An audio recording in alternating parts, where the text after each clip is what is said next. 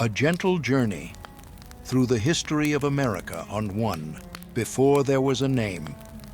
Chapter 1, Whispers of the Land Before Time. Before clocks ticked, before borders were drawn, before even the word America was whispered into the wind, there was land, and it was quiet. The continent stretched wide, cloaked in green forests, golden plains, icy mountains, and rivers that flowed endlessly, unhurried. Winds sang through the trees. Animals lived freely, guided by seasons and instinct, unaware of what would someday be called history. The story of America begins not with battles or speeches, but with stillness, with snow melting slowly on mountaintops, with moonlight glowing on desert stone, with the hush of bison herds moving across the grasslands like living shadows. Long before ships crossed oceans, this land was already a world, vibrant and alive, held together by harmony and change. The earth breathed quietly under stars that had watched over it for thousands of years. And though we may not know all the names of those who lived here first, we remember their presence in the earth, in the echoes, in the names of rivers and trails that still remain. So let us begin there, with the silence before the name.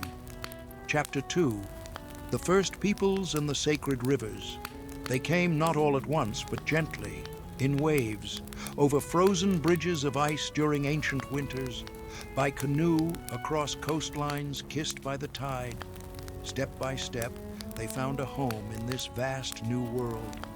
These were the first peoples, the ancestors of nations we now know as the Cherokee, the Lakota, the Iroquois, the Hopi, the Navajo, and hundreds more, each with their own stories, each carrying wisdom like embers in a bundle of bark.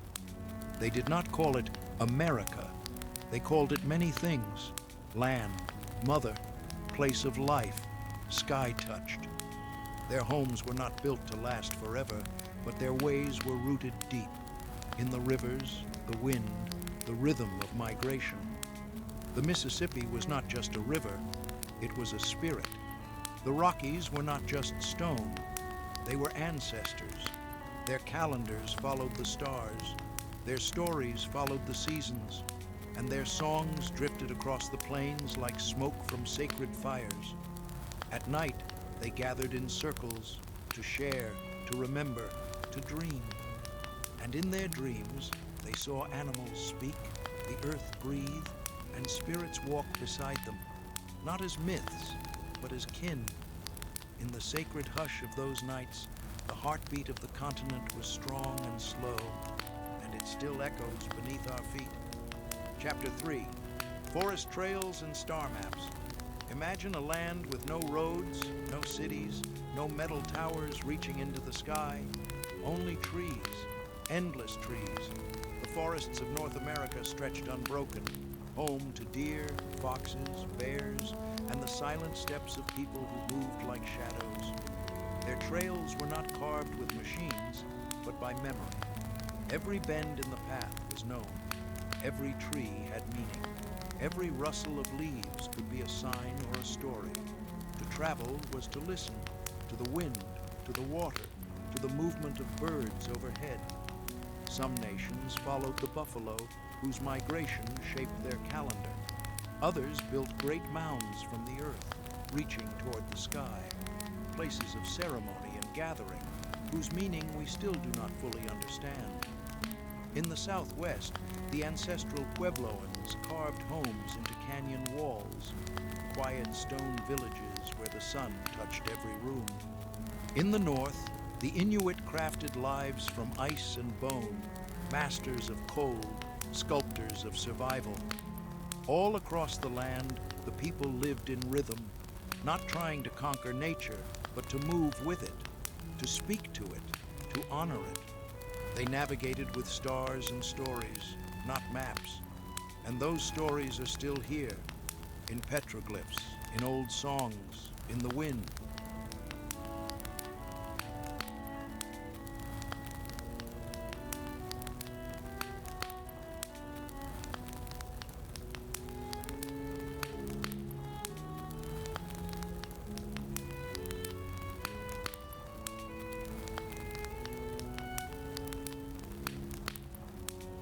Chapter 4. Stories by Firelight, Native Traditions. Imagine the glow of firelight flickering on warm faces. An elder's voice hums through the night, not loud but steady. Around them, children listen, half asleep, half dreaming. Above, the stars twinkle like old friends. This is how knowledge passed from one generation to the next. Not with ink, not with paper, but with voice, with patience, with love. The tale might begin with the sky, how it was painted by a fox's tail, or with a turtle whose back became the land, or with a trickster spirit who reminded people to laugh and to think. These stories were not just entertainment.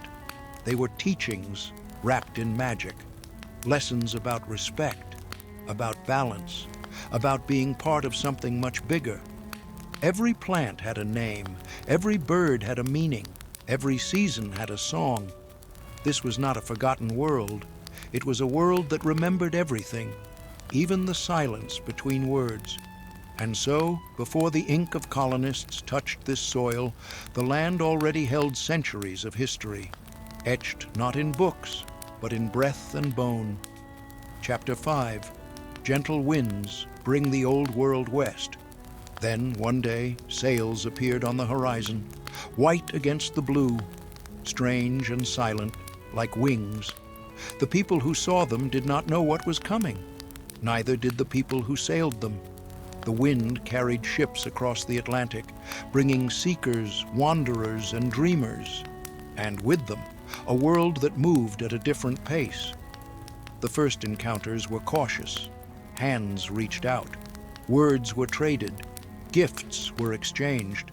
But soon, those gentle winds turned stronger. They carried more than people. They carried hunger. They carried maps that carved up land that was not theirs. They carried beliefs that did not understand the old ways, and often didn't want to. The story of arrival is a complex one. There were friendships, yes, but there was also misunderstanding and sorrow. And yet, even here, in this moment of change, there were quiet moments of hope, of learning, of shared meals, of kindness offered in the midst of confusion. For history, like life, is rarely one color. It is a tapestry, soft in some places, tangled in others, and the winds that brought change never stopped blowing.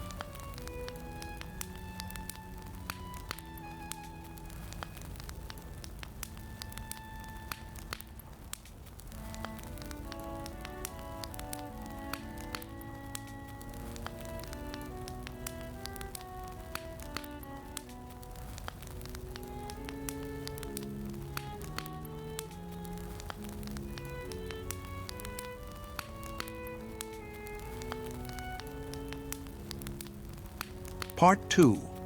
The Arrival of Sail and Smoke. Chapter 6. The Pilgrims and the Quiet Shores. The sea was quiet that morning. Waves rocked gently against the hull of a wooden ship called the Mayflower as it came to rest near the cold, quiet shores of what would later be known as New England. The year was 1620, though for those aboard, time had stretched long across the ocean.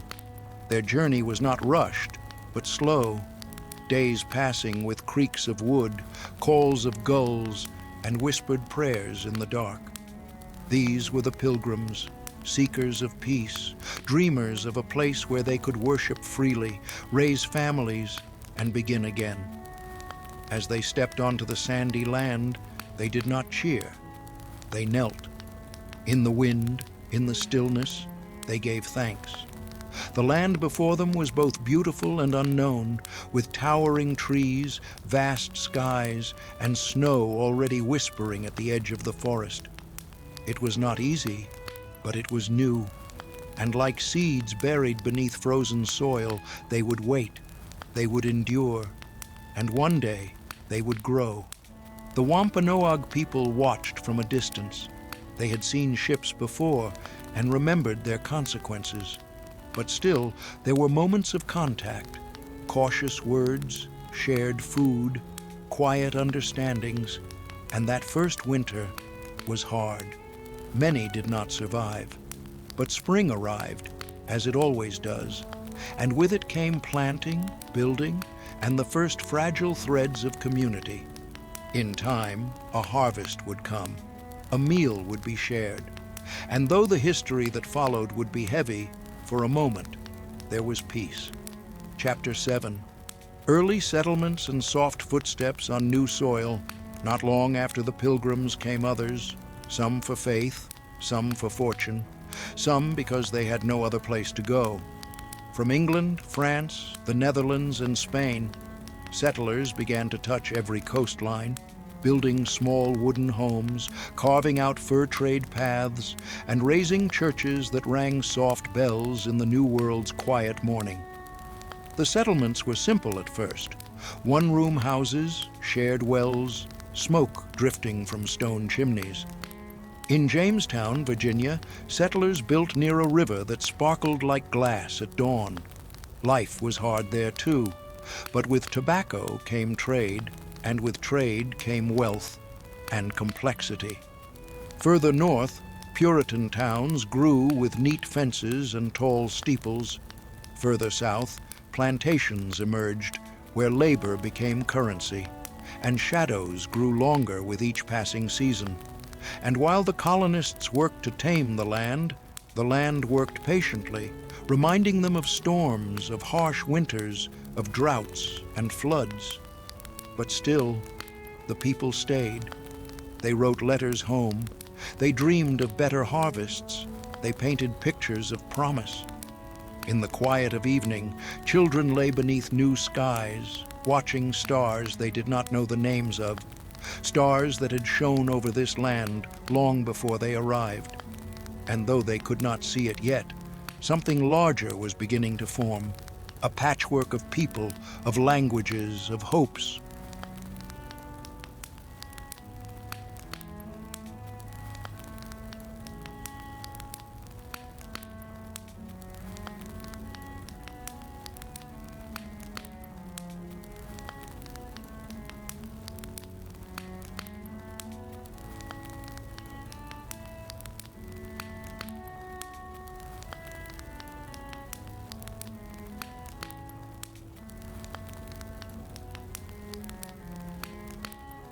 Chapter 8. A New World. Waking. By the early 1700s, the once small settlements had grown. Towns now had taverns and cobbled streets. Horses pulled wagons filled with goods. Schoolhouses echoed with the sound of reading and prayer. A new world was waking, not overnight, but slowly. There were farmers and bakers, blacksmiths and weavers. There were poets and sailors. And there were children born not in Europe, but in America, raised under new skies, speaking in accents that drifted slightly from their parents. The British Crown still ruled far across the sea. But here, on this side of the ocean, people began to think for themselves, quietly at first, then with growing curiosity. Why should tea be taxed? Why should voices be silenced? Why should rules be written an ocean away? In Boston, in Philadelphia, in Williamsburg, soft discussions began. By candlelight, ideas flickered. Not rebellion, not yet, but reflection. Books were read. Laws were questioned. The phrase liberty began to appear, first in pamphlets, then in hearts. And while the towns bustled and the ships arrived daily, a question hung gently in the wind. What does it mean to be free? The answer would come, but not all at once. Chapter 9. Tea, Taxes, and Tender Talk of Liberty.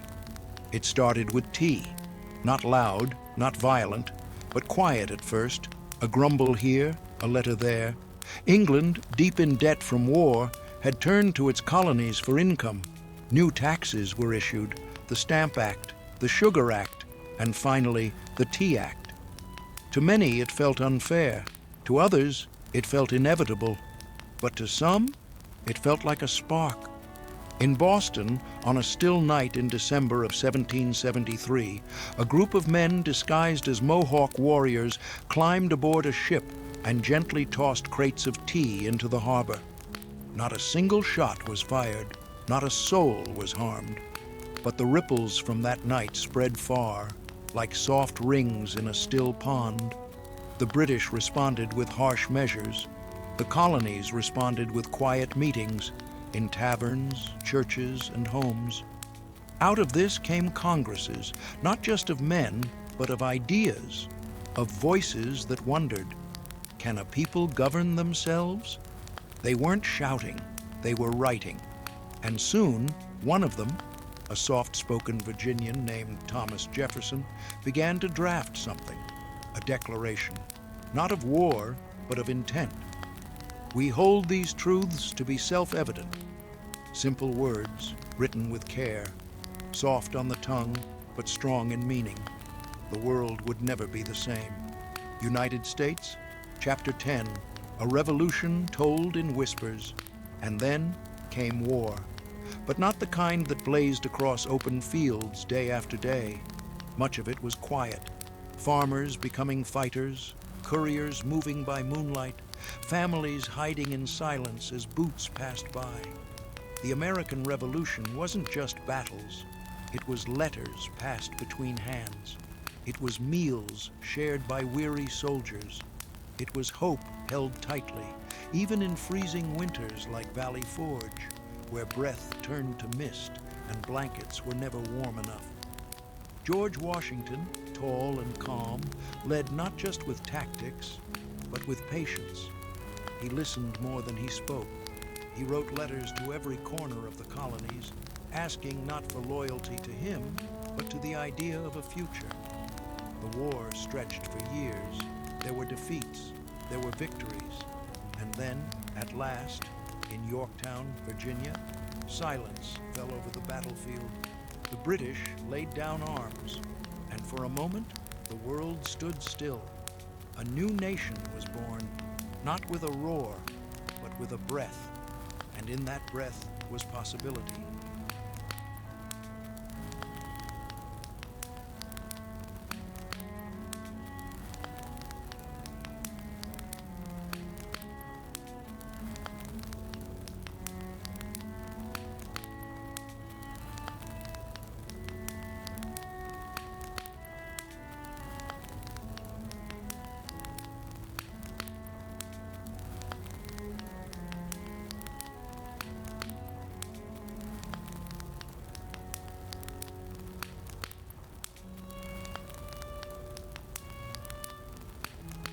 Part 3, Birth of a Quiet Nation, Chapter 11, The First Gentle Constitution. When the war ended, the land was quiet again. The muskets were stored, the flags folded, and in the stillness the dreamers gathered. They had won their freedom, but now came the harder task, deciding how to live together. The 13 colonies were like cousins, each with their own rhythms, their own beliefs, their own ways of doing things, and now they needed a single voice. In Philadelphia, behind shuttered windows, a group of men came together, tired, thoughtful, unsure. Their footsteps echoed through Independence Hall, their voices hushed but determined. It was the summer of 1787. They debated not in anger, but in careful curiosity. Could people govern themselves, fairly, kindly, wisely? There were disagreements, many, but there was also trust that something good could come from patience. And so, line by line, the Constitution of the United States was written. A short document, but filled with gentle power. It spoke not of kings or conquests, but of rights. The right to speak, the right to worship, the right to be heard. When it was done, they did not cheer. They sighed, because they knew this was only the beginning. Chapter 12, Washington and the Candlelit Beginnings. They needed a leader, but not a ruler. They turned to a man who had never sought power, and had, in fact, turned it down before. George Washington. He had returned to his farm at Mount Vernon, hoping to live quietly, but the people called again. And so, with humility and steadiness, Washington became the first president of the United States. There were no grand parades, no royal robes, only a man standing beneath an open sky, taking an oath to serve with honesty. His presidency was not loud, but it was strong in its silence. He built no palace. He created no dynasty. He believed that leadership should be borrowed, not owned. In the evenings, he would write letters by candlelight, always thinking of the future, always putting the people first. He knew that every step he took would set the tone for generations. So he walked slowly. And when 2 terms were complete, he stepped away. Not because he had to, but because he believed in limits, in peace, and in the quiet dignity of service.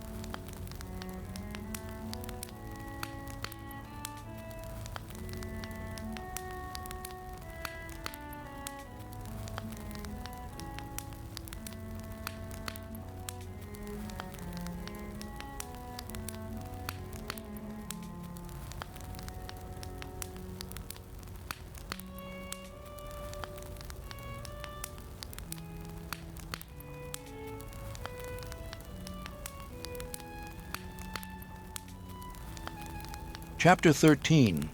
The Louisiana Purchase and a New Map. The country was still small, hugging the coast, unsure of what lay beyond the mountains. But in 1803, everything changed, with a signature. France, weary from war, was willing to part with its land in the West. And so, for $15 million, a fortune, yet a bargain, the United States doubled in size. It was called the Louisiana Purchase. Suddenly, vast lands were part of the dream. Plains that rippled like gold, rivers that whispered their own songs, skies that stretched farther than any eye could follow. President Thomas Jefferson, himself a quiet thinker, sent explorers to see what lay ahead. Meriwether Lewis and William Clark set out with a small crew, traveling by canoe, by foot, by hope. They were not conquerors, they were observers, noting every flower, every peak, every tribe they encountered. They met the Shoshone, the Mandan, and many others. They recorded languages, mapped streams, and marveled at the bison and the endless prairie. And with them was a young woman, Sacagawea, guiding, translating, calming the path forward. They did not rush. They listened, and what they discovered was not an empty land, but a living one. Chapter 14. The Trails that Rolled Westward. As the years passed, people began to move west, not all at once, but steadily, by wagon, by foot, by dreams. They left behind the crowded towns and the known comforts, seeking open skies, quiet land, and something they could call their own. The Oregon Trail became a path not just of travel, but of belief that something better waited just beyond the mountains. Wagons creaked along dusty trails. Campfires glowed under unfamiliar stars. Songs were sung softly to children nestled in hay-filled beds. Some would not make it. Storms came, illness too. But still they journeyed, holding close the hope that morning would bring new beauty. They passed through lands already home to others. The native nations watched them come, sometimes helping, sometimes wary, always changed. And though history would later remember conquest, this was also a time of courage, of patience, of families walking together, step by slow step, toward something unseen. Their pace was not fast, but it was steady, and with each footstep, a nation quietly stretched. Chapter 15. Sleepy southern fields and northern town bells. By the middle of the 1800s, America was no longer young, but not yet old. It was in the gentle pause between. In the south, fields of cotton and tobacco swayed in the breeze. Large plantations dotted the landscape, their beauty shadowed by a painful truth. Slavery, quiet and cruel, was rooted deep. a contradiction to the words of freedom written long before. In the North, towns buzzed with industry, factories hummed, newspapers printed, bells rang to mark the start of school and prayer. Immigrants arrived each day, from Ireland, from Germany, from places whose names were hard to pronounce. They brought stories and laughter and longing.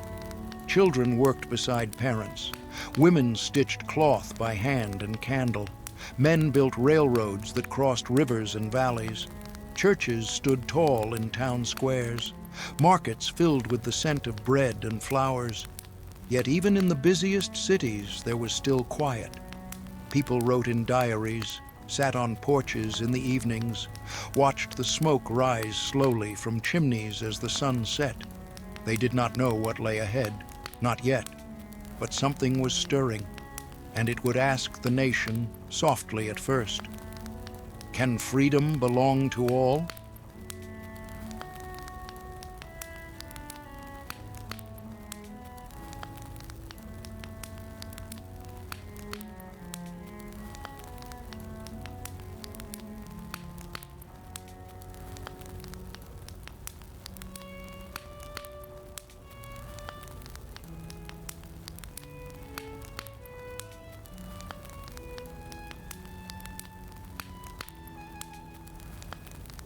Part 4, Storms in the Silence. Chapter 16, Gentle Tensions Between the States. The land was wide, the people were growing, but so too were the differences. In the North, factories whispered with steam and iron. In the South, cotton fields swayed beneath quiet skies. And between them, something invisible but heavy lingered. An unspoken tension, like a storm cloud on the horizon. It wasn't loud at first, just letters, speeches, questions left hanging in the halls of Congress. What is freedom? Who deserves it? How far should it reach? The North, slow to begin, now questioned the cost of prosperity. The South, rooted in long traditions, feared what change might bring. And across the nation, newspapers reported, ministers preached, neighbors debated. But mostly, people waited for the other to understand, waited for peace to hold. But beneath the waiting, the winds were changing. And though no one wanted war, not truly, the silence was starting to crack. Chapter 17, The Civil War Told Softly. Then, in 1861, the war began, not with trumpets, but with a single cannon fired at Fort Sumter in Charleston's quiet harbor. It echoed across the country like thunder. Brothers would fight brothers, fathers and sons would march away, and for 4 long years, the nation would tear itself apart. But even here, there was gentleness. Letters were written by firelight, songs were sung in lonely camps, prayers rose like smoke above the trees. Harriet Tubman moved silently in the dark, guiding the enslaved to freedom on the Underground Railroad with courage and care. Clara Barton, soft-spoken but tireless, tended the wounded, her hands moving with purpose and compassion. And through it all, soldiers on both sides carried photographs of loved ones, holding tightly to the memory of home. The battlefields were tragic, but not all was blood. There were handshakes between enemies, ceasefires for Christmas, kindness among chaos, and in those rare moments of peace, hope refused to die.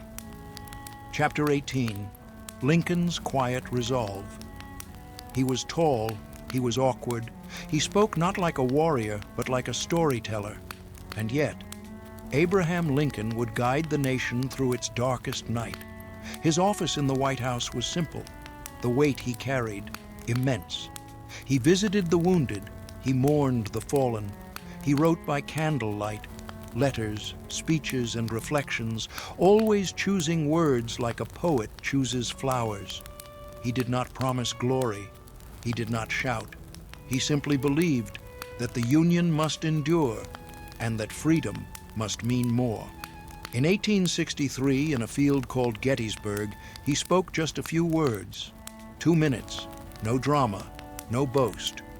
"Government of the people, by the people, for the people," he said. The crowd was silent, and that silence was the echo of something greater, the soul of a nation longing to heal. Lincoln walked slowly through the rest of the war, and when it ended, he dreamed of rebuilding. But not long after peace came, a bullet ended his story. The bells tolled gently, and across the land, even in the quietest corners, people wept.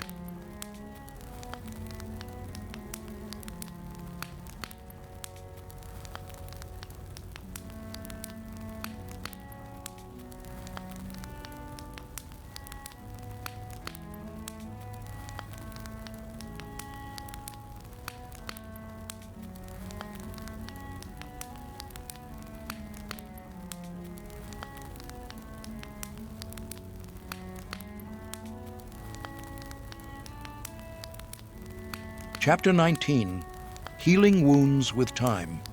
The war was over, the fields were still, the smoke had lifted, but the scars remained.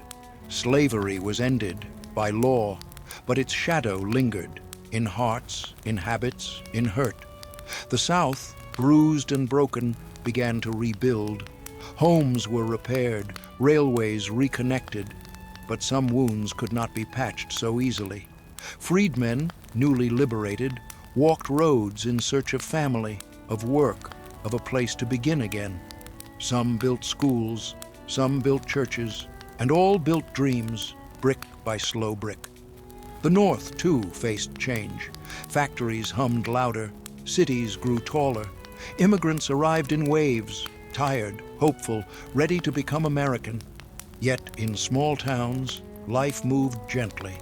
A mother reading on a porch, a farmer watching rain on new crops, a teacher opening books to curious minds. Healing, it turned out, was not found in declarations, but in everyday acts of kindness. And as the country stitched itself back together, it did so, one quiet step at a time. Chapter 20, Railways and Restless Horses. Then came the tracks. Thin lines of steel across endless plains. The Transcontinental Railroad, finished in 1869, brought coasts together with a whistle and a promise. Trains chugged slowly across rivers, through mountains, past Buffalo and Red Rock canyons, and with every turn of the wheel, the country grew smaller, not in spirit, but in distance. People moved west in droves. Homesteads sprouted in prairies. Cattle towns hummed with trade. Restless horses became symbols of the frontier. Cowboys rode under hot suns, not chasing fame, but guiding herds, writing songs, and living with the sky as their ceiling. The native peoples watched the iron roads split their lands, and their way of life, older than any nation, was shaken. Some fought, some moved, some stayed, holding on to language and tradition like sacred flame. The West was not all wild. Much of it was quiet. A grandmother knitting by lamplight, a child dipping toes in a cool creek. The railroads moved fast, but the people still paused to watch sunsets.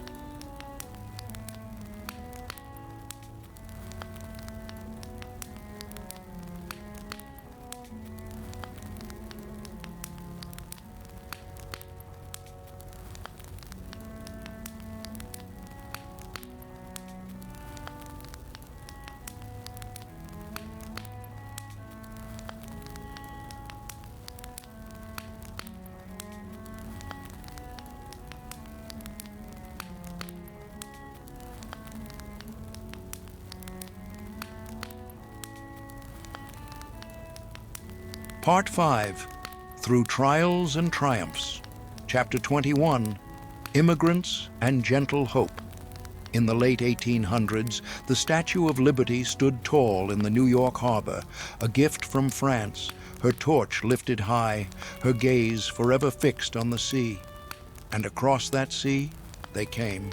From Italy, from Poland, from China, from Ireland, from distant villages and crowded cities. They came with bundles, babies, and broken shoes, with songs in foreign tongues and dreams tucked in their coats. Ellis Island became a soft echo of new beginnings. Names were spoken slowly, papers signed with trembling hands, and then they stepped onto American soil. Not everyone welcomed them, not everyone understood, but they found work, they found each other. They built neighborhoods, little worlds within the big one. Chinatown, Little Italy, Polish Hill, the smells of spices, the warmth of bakeries, the sound of violins and street laughter. They worked in factories, in mines, on railroads. They built bridges, real and human. And in the evenings, they sat on stoops, telling stories under stars that seemed somehow familiar. The American dream was never perfect, but it lived in their quiet hopes. Chapter 22, Lights in Cities and Voices on Radios. With the new century came new wonders. Electric lights flickered in cities, trolleys clanged through crowded streets, elevators rose and buildings reached for the clouds. People marveled at phonographs, at moving pictures, at typewriters and telegrams. In homes, radios crackled to life, soft static giving way to voices, music, news. For the first time, people could hear the president speak while sitting in their kitchens, sipping tea. Children read dime novels by lamplight. Women wore new fashions, their hems rising like the spirit of the age. Jazz floated through open windows, and automobiles rolled slowly down dusty roads. Everything was changing, not suddenly, but steadily. Still, in quiet corners, old ways endured. Grandparents told old country tales. Farms moved at the pace of seasons, and the stars, unchanged, still watched over it all. America was humming, but it hadn't lost its hush. Chapter 23, The Great Depression in Hushed Tones. Then, in 1929, the music stopped. The stock market crashed, banks closed, factories dimmed. The Great Depression had no siren, only silence. Men stood in bread lines, not speaking. Fathers stared at empty fields, dry from dust. Children looked up and wondered why the grown-ups didn't smile anymore. But even in this, there was grace. Neighbors shared what little they had. Churches opened doors. Strangers left bags of food on porches in the night.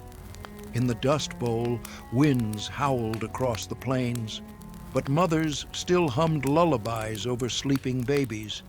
In cities, people sold apples on corners and whispered hope to one another like a promise passed hand to hand. President Franklin D. Roosevelt spoke calmly over the radio, his fireside chats warming hearts that had grown cold with worry. Programs were launched, jobs were created, and slowly, gently, things began to lift. It would take time, but America would not be undone.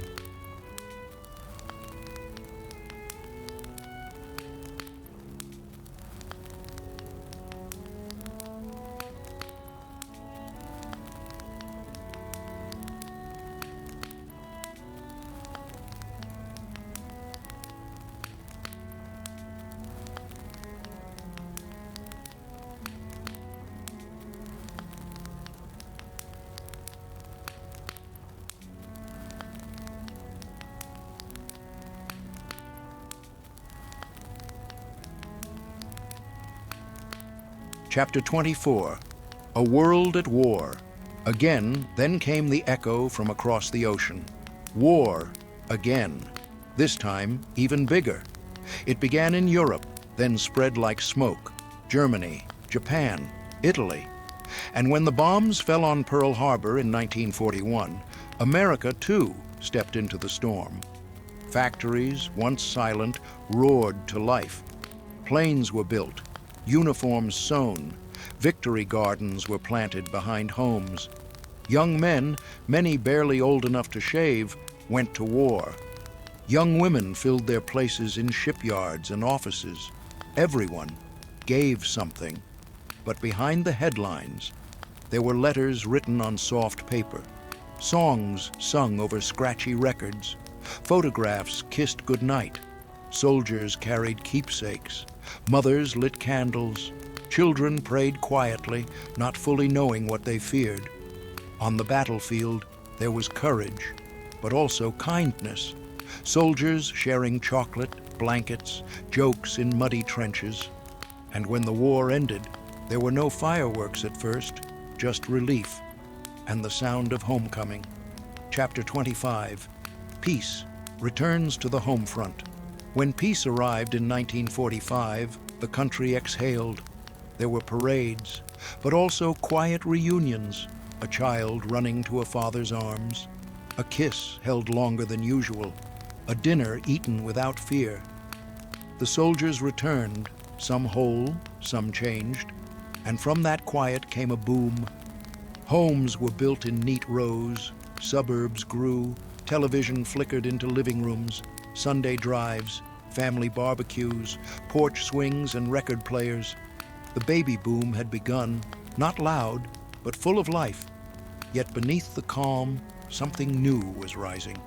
Voices long silenced, beginning to speak, not in anger, but in truth. The civil rights movement would come, the space race, the long road to justice. But for now, in this moment, America rested. The war was over. The sky was quiet, and dreams, like fireflies, floated once more.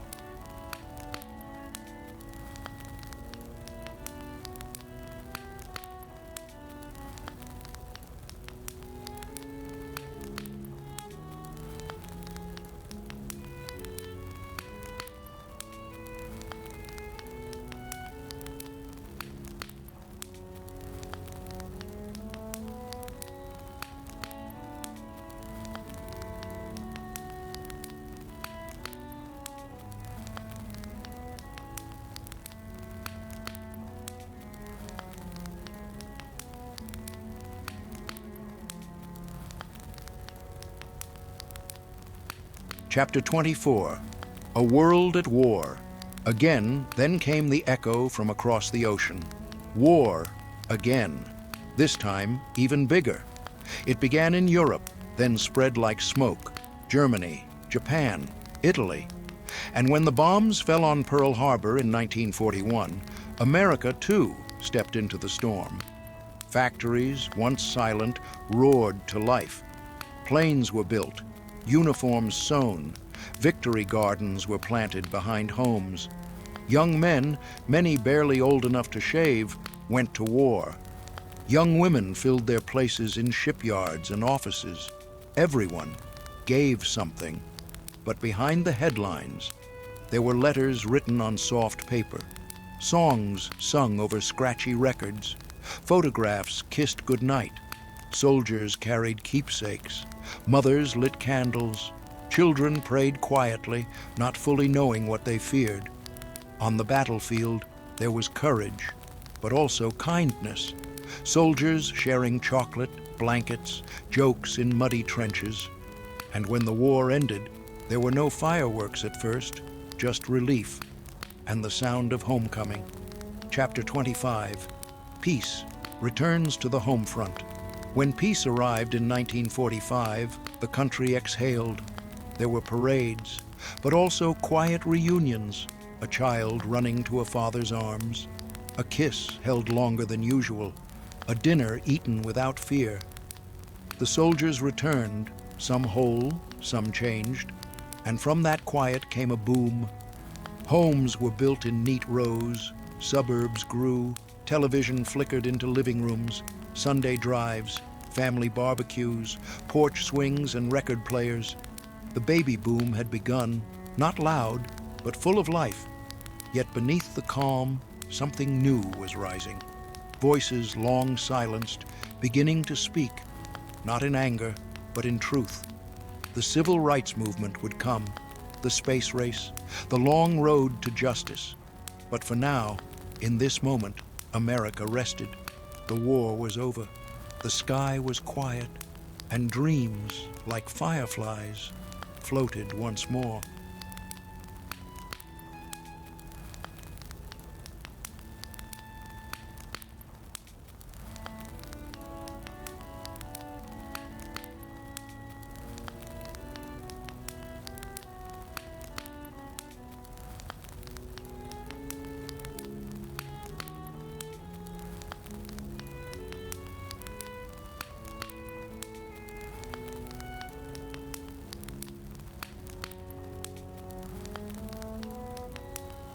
Part 6, The American Dream at Dusk. Chapter 26, Civil Rights Gently Told. The streets were not always loud. Sometimes they were walked in silence, step by step, hand in hand. In the 1950s and 60s, a quiet force began to rise, not with weapons or armies, but with courage and calm. The civil rights movement was not sudden. It was a slow tide, washing away centuries of injustice, one ripple at a time. In Montgomery, Alabama, a woman named Rosa Parks refused to give up her seat, not with a shout, but with stillness. Her quiet became a storm. In churches, songs were sung, old spirituals, soft but strong. Children marched, mothers stood firm, fathers prayed, and through it all, voices rose, gently yet powerfully. Dr. Martin Luther King Jr. spoke from pulpits and steps. He dreamed of a better nation, one where skin mattered less than spirit. He marched not to divide, but to unite.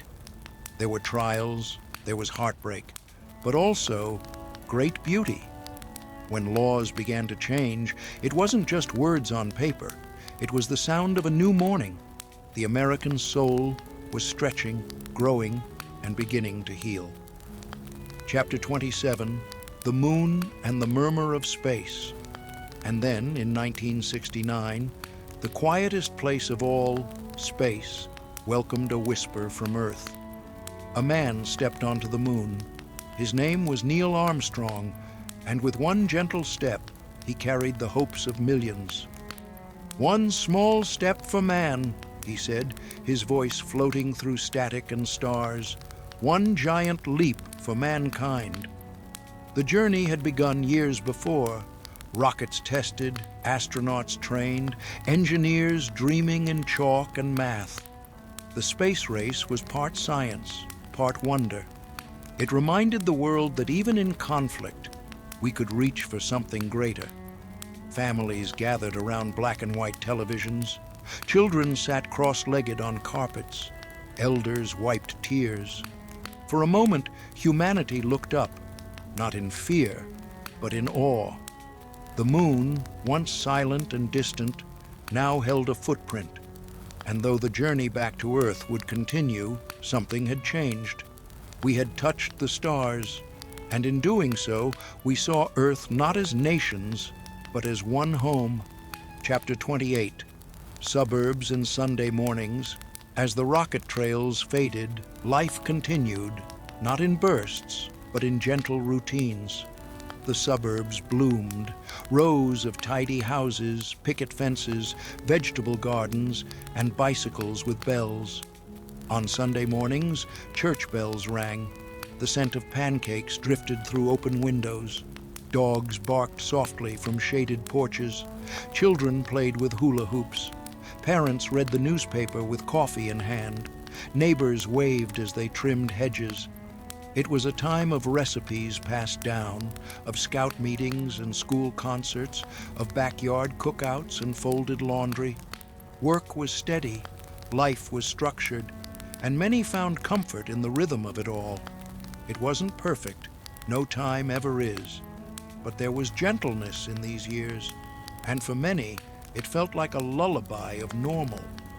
The American dream of family, home, peace, settled into the heart like a warm quilt. And in the softness of those days, generations were raised with hope in their hands.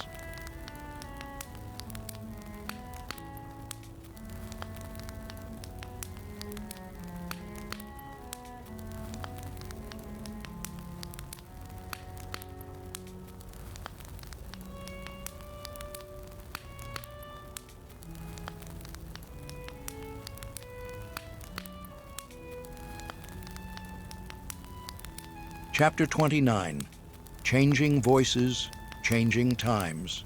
As the 1970s and 80s approached, the music changed. So did the fashion, the voices, the questions, rock and roll, protests, peace signs, and disco lights. The quiet gave way to curiosity. Women's rights found new strength. People of all backgrounds began to speak, write, and march, not with anger, but with deep longing for equality and truth. The Vietnam War left its mark, not just on foreign soil, but on hearts at home. Students debated, artists created, and across living rooms, televisions broadcast both triumph and tension. Technology, once slow and bulky, began to whisper of something more. Computers, satellites, the early hum of the internet. Still, families gathered around the dinner table. Still, grandparents told stories on front porches. Still, America carried its dreams forward, a little faster now, but never without pause. Change had arrived, but so had reflection. The American voice grew louder, yes, but it still carried echoes of its quiet beginnings. Chapter 30, Nature, Spirit, and Reflection. And as the century neared its end, a new awareness stirred softly, of the earth and our place within it. Parks were preserved, recycling bins appeared beside trash cans, documentaries showed the beauty of coral reefs, forests, and wild animals. Nature was not just scenery anymore, it was sacred again, as the first peoples once knew. Spirituality shifted, too. Some returned to churches, others found peace in meditation, yoga, or long walks under trees. There was a movement toward wellness, of body, mind, and soul. People slowed down to breathe, to journal, to grow gardens again. The old and the new began to blend. Ancient wisdom, modern tools, all gently carried into the next chapter. And as the clocks ticked into the 21st century, America stood not as something finished, but something still unfolding.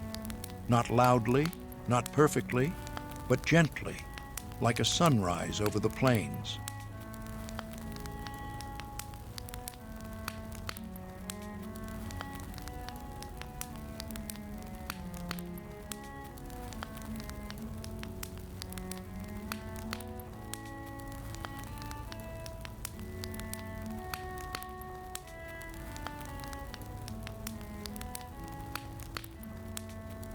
Part 7, The Soft March of Progress. Chapter 31, Silicon and Soft Light Screens. As the new century dawned, a soft blue glow began to light the corners of American life. Computers, once large, clunky, and hidden in labs, now rested quietly on kitchen tables and office desks. The click of typewriters was replaced by the soft tapping of keyboards. The whoosh of paper faded into emails and websites. And in a quiet valley in California, a digital revolution was born. Silicon Valley. It wasn't loud, not at first. Just small ideas, shared in garages by quiet minds dreaming of connection. Soon, phones became smart, books became digital, letters became texts, instant and brief. Families video-called across oceans. Friends shared photos in a blink. Grandparents learned to scroll. The internet, once strange, became a gentle thread, weaving the country together in silent signals and glowing screens. The world got faster, but people still paused to read, to wonder, to ask, how do we stay connected to what matters? Chapter 32, Changing Voices, Changing Times. America's neighborhoods continued to shift. In cities and towns across the land, new languages were spoken beside old ones. Mosques rose beside churches. Asian markets stood near southern diners. The country, always diverse, became even more beautifully woven. From the heart of Texas to the corners of Maine, you could hear mariachi in the morning and blues at night. Food trucks served flavors from every continent. Children learned multiple alphabets, and grandparents from distant lands told bedtime stories in thick, sweet accents. These were not strangers, they were neighbors. With each generation, the meaning of American grew softer around the edges, not diluted, but enriched. People married across cultures, festivals shared across faiths, and slowly, tenderly, understanding bloomed. Not perfectly, but patiently, because when hearts are open, so too is the story. Chapter 33, Healing from Within. In the early 2000s, America faced new wounds. The attacks of September 11, 2001, shook the country not just with fire, but with silence. For days, the skies held no planes. People stood on sidewalks with candles. Flags were hung, not in triumph, but in mourning. And then, something beautiful happened. Neighbors hugged more often. Strangers looked each other in the eye. And even in sorrow, unity whispered across cities and towns. America grieved, but not alone. Firefighters became heroes. Volunteers showed up with casseroles and comfort. And through it all, the spirit endured. In the years that followed, healing came slowly. There were debates, there were wars, there were questions without easy answers. But in schools, children learned kindness. In communities, people built gardens, clinics, libraries. Healing is quiet work. It happens in therapy sessions, in second chances, in sitting beside someone who is different and listening, really listening. And America kept listening.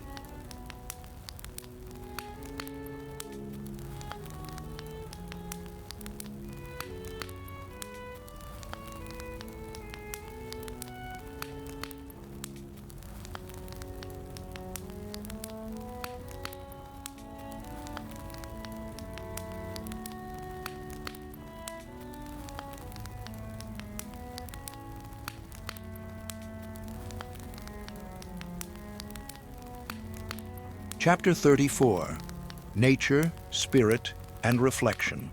As the climate changed, so too did awareness.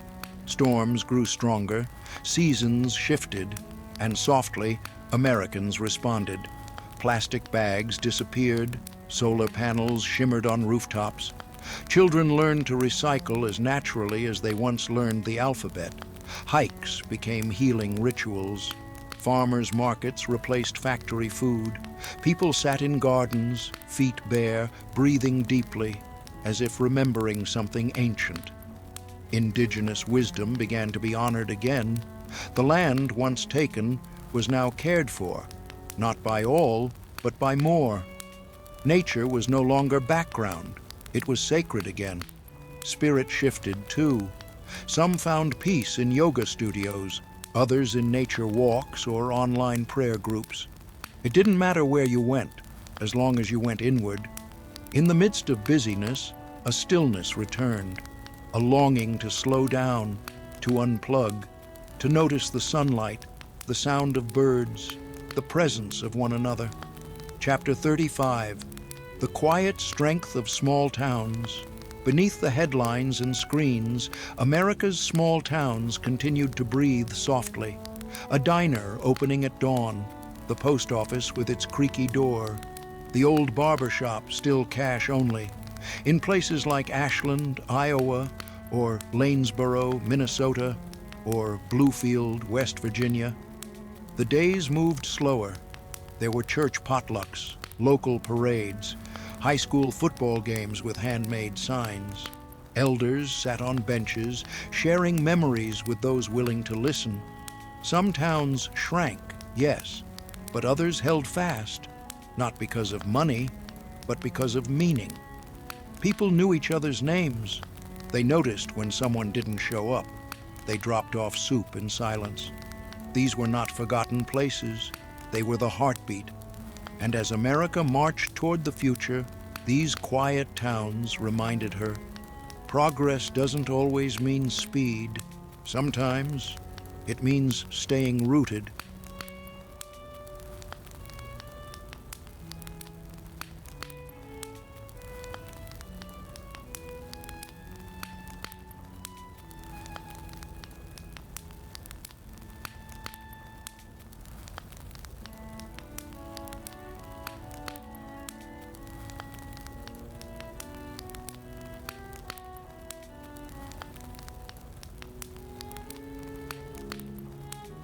Part 8, Where We Are Now. Chapter 36, A Quilt of Cultures. If you look at America today from above, not just its mountains or rivers, but its people, you'll see something beautiful. A quilt, each patch different in color, texture, story, woven from hundreds of threads: African, Irish, Chinese, Cherokee, Mexican, Vietnamese, German, Somali, Jewish, Arab, and more. Woven with care, even through hardship. Some squares are soft with memory, some frayed by history, but all are stitched together, side by side. You can hear it in the music: gospel and jazz, hip-hop and country, Latin pop and folk. You can taste it in the food: a tamale next to a hamburger, a samosa beside mac and cheese. In classrooms, children say the Pledge of Allegiance with names from every continent. In cities, festivals unfold like flower petals: Eid, Diwali, Hanukkah, Lunar New Year, Christmas, celebrated under the same stars.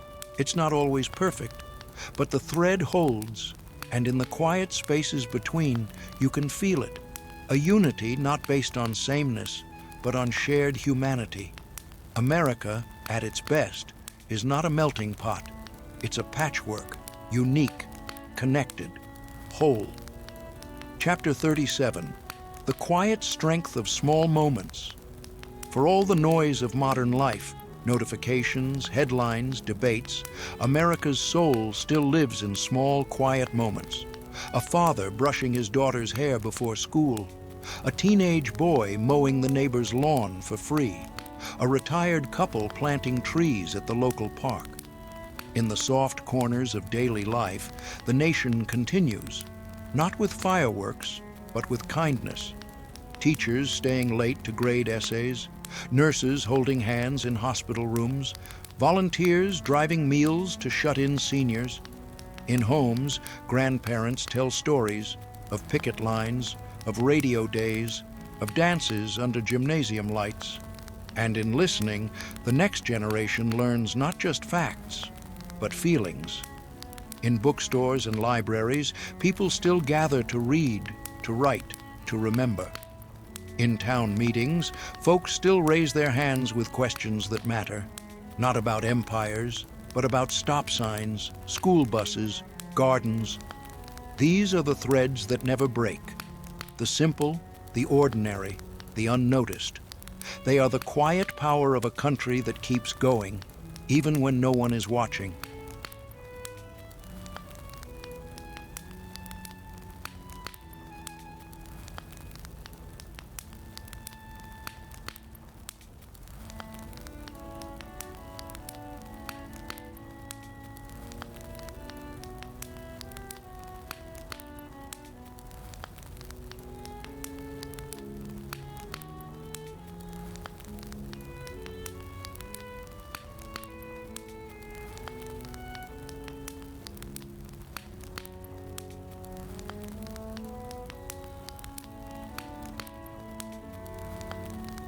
Chapter 38, Gentle Movements Toward Tomorrow.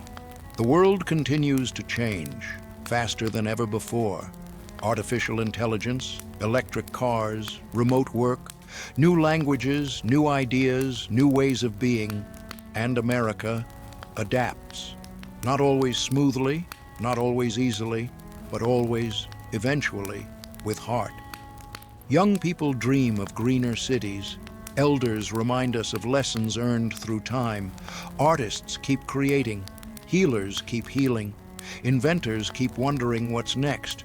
And beneath it all, movements move. For justice, for fairness, for balance between progress and peace. Some march, some meditate, some vote, some write, some grow food from the soil. And slowly, gently, the country inches toward something brighter. It doesn't forget its past, it carries it. And with each step forward it whispers, "May we be better, not richer, not louder, just better." Chapter 39, The American Spirit in Every Whisper. What is the American spirit? It's not just the flag or the anthem, not just the founding documents or fireworks on the 4th. It's something quieter, something you feel when a stranger holds the door, when someone buys a coffee for the next in line, when a child born yesterday carries a last name from a land far away, but still calls this country home. It's in the farmer rising before dawn, the student staying up late, the mother humming a lullaby from 2 cultures at once. It's in how people fall and get up again, how storms come and neighbors gather, how division appears and healing follows behind it, slow but steady. The American spirit isn't found in speeches. It's found in whispers, in backyard swings, in candlelit vigils, in the long hug after a long absence. It's resilient, it's quiet, and it's always becoming. Chapter 40, Dreams that Float Like Fireflies. And now, we end where we began, not with noise, but with wonder. The story of America isn't finished. It's still being written, in classrooms, on sidewalks, in coffee shops and cornfields. It's written in music and policy, in poetry and protest. It's stitched into every story told by a grandparent on a front porch swing. And just like a lullaby or a campfire tale, its best moments are soft. Dreams here don't always roar. Sometimes they drift, like fireflies in the summer, like prayers whispered into the night, like seeds carried on the wind. Every generation brings its own chapter, its own questions, its own answers. And though mistakes are made, so too is meaning. And so, as this journey closes, take a breath. Feel the ground beneath you. Know that wherever you are part of something vast and tender. This is America, not just a place, but a story. And it is still, beautifully, gently, being told.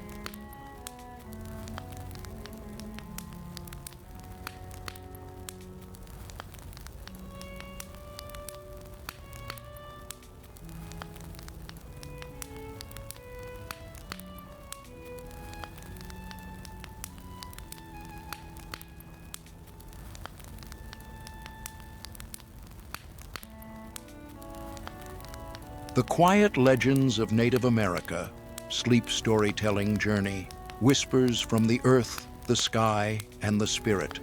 Part 1, Before the Beginning, Chapter 1.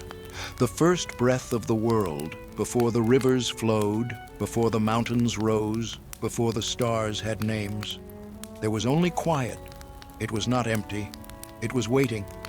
The world, in its earliest form, was spirit, software shapeless, silent. Then came breath, the Great Spirit, whispering gently into the void. From that breath came movement, from movement, warmth, from warmth, life. This is how many nations of Native America tell it, not with thunder, but with stillness. The Haudenosaunee speak of Sky Woman, falling slowly from above, cradled by air and birds. She landed not with force, but into the gentle care of animals who built the earth on the back of a great turtle. Other nations tell of earth emerging from the body of the buffalo or of a great diving duck who brought mud from the ocean floor. Each story, sacred, each version, true to those who carry it. And none begin with war. They begin with wonder. Chapter 2, The Land is Alive. To the first peoples, the earth was not owned. It was family. The rivers were sisters. The sun was grandfather. The trees were elder cousins, tall and wise. The Lakota called her Unchi-Maka, Grandmother Earth. They did not take from her without giving. They did not speak her name without respect. Mountains were not things to conquer, but places to listen. Even rocks had memory. The wind, to them, was not empty air, but a carrier of stories, a guide for the soul, a friend to the old and the wandering. And so, life was lived in balance. The Cherokee thanked the deer before hunting. The Hopi sang to the rain before planting. The Inuit whispered to the seals before fishing through ice. It was not superstition, it was relationship. They did not rule the land, they danced with it. In the hush of early morning, in the shadows of dusk, they listened, and the land always spoke back. Chapter 3. The Circle of Life. To many native nations, time was not a line, it was a circle, no beginning, no end, just turning. Turning with the stars, the moon, the seasons, birth, death, rebirth, all connected. The circle was seen in the medicine wheel, a sacred symbol used by Plains tribes. Each direction held meaning. East, new life, the rising sun. South, growth, learning. West, reflection, the setting sun. North, wisdom, the breath of winter. People were part of that circle, not above, not below, but equal to all things. Even the buffalo, hunted for food, was considered a teacher. Its hide warmed the body, its meat fed the tribe, its bones became tools. Nothing wasted, everything honored. And so, ceremonies were held not for display, but to keep the circle whole. Dances that thanked the earth, drums that echoed heartbeat and rain, songs that remembered the ancestors. To walk the circle meant walking in balance, with others, with self, with spirit.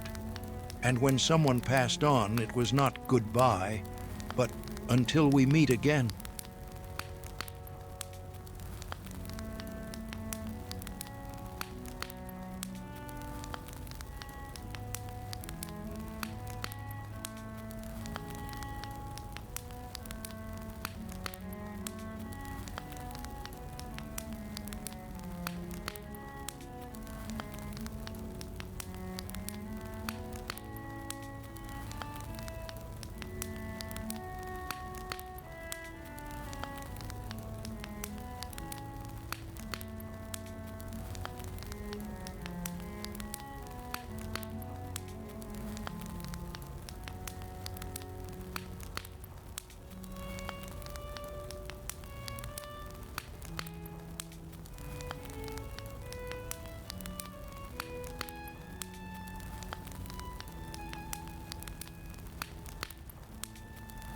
Chapter 4.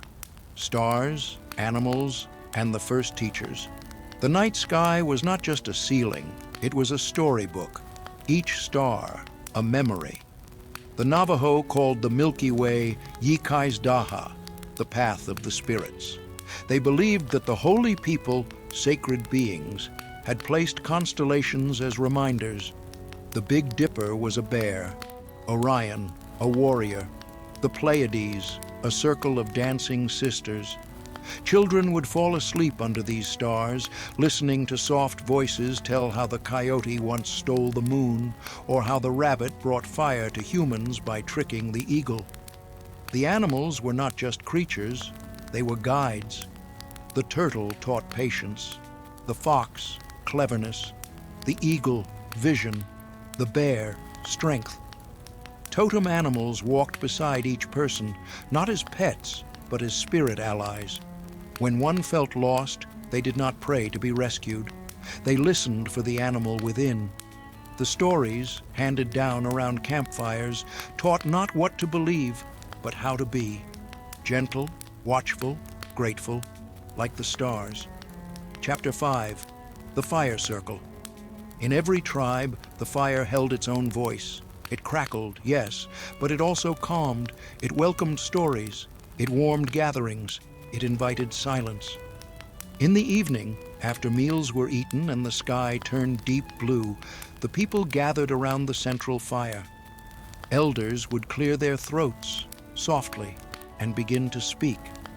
They didn't raise their voices. They didn't shout or boast. They told tales from memory of how the buffalo first offered its body, of how corn, beans, and squash became the three sisters, of why the owl sees what others cannot. Children leaned close. Mothers smiled gently. Fathers carved quietly beside the flame. And when the story was done, there was no applause, only peace, a gentle nod, a glance toward the stars, and the fire glowing like the heartbeat of the earth itself.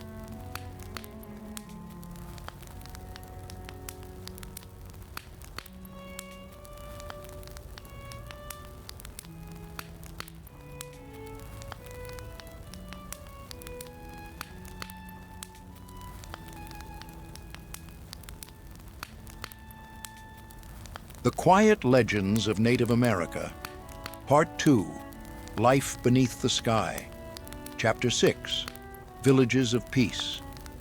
Not all homes had walls, not all villages had fences. Many native communities were built in harmony with the land, never too many houses, never too few trees. The Pueblo people built from clay, adobe homes that held warmth in the winter and coolness in the heat. In the southeast, the Cherokee shaped round lodges from woven saplings and mud. Along the long rivers, the Iroquois built longhouses, wooden shelters that held many generations under one roof. Inside, life was gentle. Grandparents told stories. Mothers ground corn with slow, rhythmic hands. Children played with carved dolls and chased each other through the sunlight. People shared meals, tools, time. No one needed to lock their door, because doors were not for closing, they were for welcoming. Each home belonged to the earth, never taken, always borrowed, and in the quiet hours of dusk, the smoke from cooking fires rose like prayers, softly into the sky. Chapter 7, The Corn Mother's Gift. Among many nations, corn was not just food, she was sacred. The Corn Mother, a gentle spirit, was said to have offered her body to feed the people. From her hair came the silk, from her ribs, the rose, from her heart, the golden color. She asked only that she be planted with care and remembered with thanks. And so, every spring, people sang songs as they planted. They whispered gratitude as seeds were covered in soil. They watched the sprouts with joy, like a new child rising from the earth. Corn was planted with her sisters, beans, who climbed her stalks for support, and squash, who spread wide leaves to shade the ground. Together, they grew, not as competitors, but as companions. Harvest time was a celebration, not of wealth, but of enough. Dances were held, gifts were shared. The Corn Mother was honored, not as a goddess, but as a grandmother. And in every bowl of stew, in every loaf of bread, her kindness was tasted. Chapter 8, The Songs That Breathe. Before written words, there were songs, soft ones for babies, loud ones for thunder, long ones for walking, sacred ones for healing. Songs were not performed, they were lived. The drum was not just an instrument, it was a voice, a circle of hide and wood, beaten in time with the earth's own rhythm. Flutes carved from cedar made sounds like wind in the canyon. Rattles shook like falling rain. Voices rose in harmony with the trees, the water, and the fire. No concert halls, only mountains, only valleys. Each song had a purpose: to honor, to remember, to guide. And when words were too heavy, a melody carried them. These songs still live, in powwows, in dreams, in the hearts of those who remember how to listen, not just with ears, but with the soul.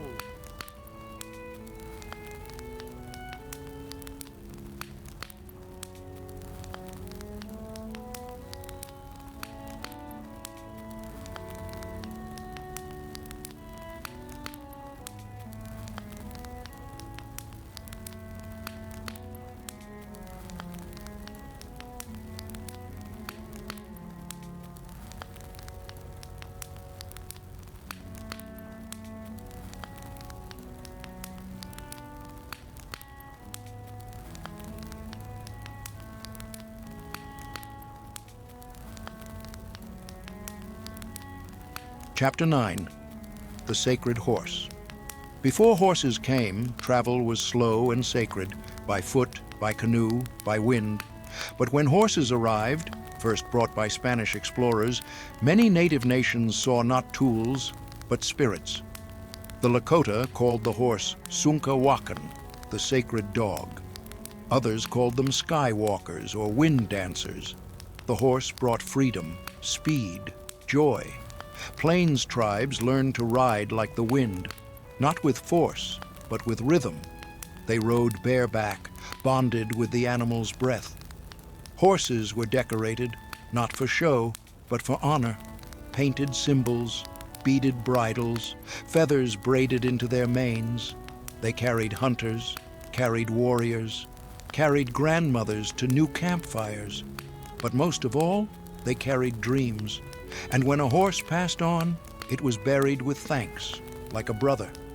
The hoofbeat, to this day, echoes in stories, a reminder that freedom, when guided with care, becomes grace. Chapter 10. Sacred Places, Silent Power. Every nation had them. Sacred places, not marked on modern maps, but held in memory. There were high cliffs where eagles nested and people climbed only to prey. There were lakes so still you could hear your soul speak back to you. There were stone circles marked by ancestors long gone, not for worship, but for wisdom.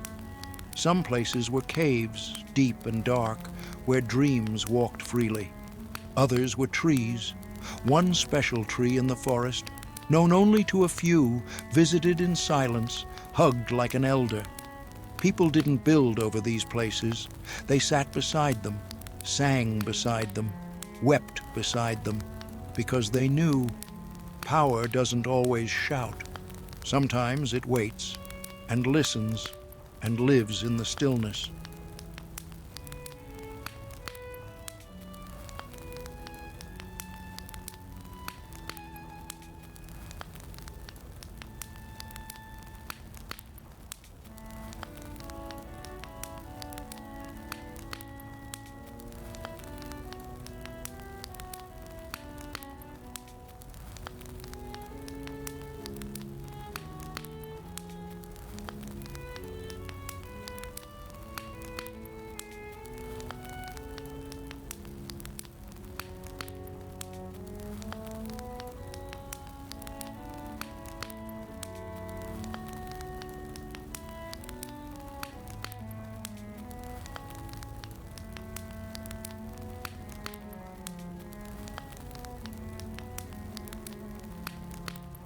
The Quiet Legends of Native America, Part 3, The Seasons of the Spirit, Chapter 11, The Season Wheel. To the peoples of Native America, the seasons did not chase each other, they danced. Winter was not an end, it was a breath, a time for rest, storytelling, and reflection. Spring was not just new life, it was forgiveness, a time when rivers thawed and seeds dared to rise. Summer was celebration, with laughter in the air, children in the creek, dances under full moons. And autumn, autumn was gratitude. The corn gathered, the squash stored, the firewood stacked, the earth tucking herself in. Each season had meaning, each one taught, and people did not rush through them. They welcomed them like old friends returning to the fire. The moon was their clock, the sun was their calendar, and the stars, their compass. No alarms, no deadlines, only the quiet rhythm of nature guiding them home. Chapter 12, Grandmothers by the Fire. In many native nations, wisdom did not wear a crown. It wore soft moccasins. It smelled of cedar and cooked beans. It smiled with wrinkles earned gently. The grandmothers were the keepers of the story. They remembered births, seasons, songs, storms. They didn't raise their voices to teach. They raised their eyebrows, and you listened. When disputes arose, they didn't argue. They paused, breathed, then spoke. Their medicine wasn't always herbs. It was listening. It was presence. It was patience. Children sat close, watching fingers twist threads into blankets or stir pots with stories hidden between each ingredient. When a grandmother spoke of dreams, the whole lodge went silent, because dreams were sacred, and grandmothers were the dream keepers. Chapter 13, The Gentle Work of Hands. There were no factories, no machines, but there was work, good work, work done by hand and with care. Men carved canoes from trees, not with haste, but with honor. Women weaved baskets so tightly they could carry water, each weave a prayer, each pattern a memory. Children gathered berries with laughter. Singers stitched beads into moccasins, not for fashion, but for meaning. A design might tell of the stars, a dream, or a relative who had passed. Tools were carved from bone, dyes made from berries, dolls carved from corn husks. Everything created was given spirit through the hands. There was pride, not in possession, but in usefulness. And when something broke, it was mended, not thrown away, because things, like people, deserved more than one chance.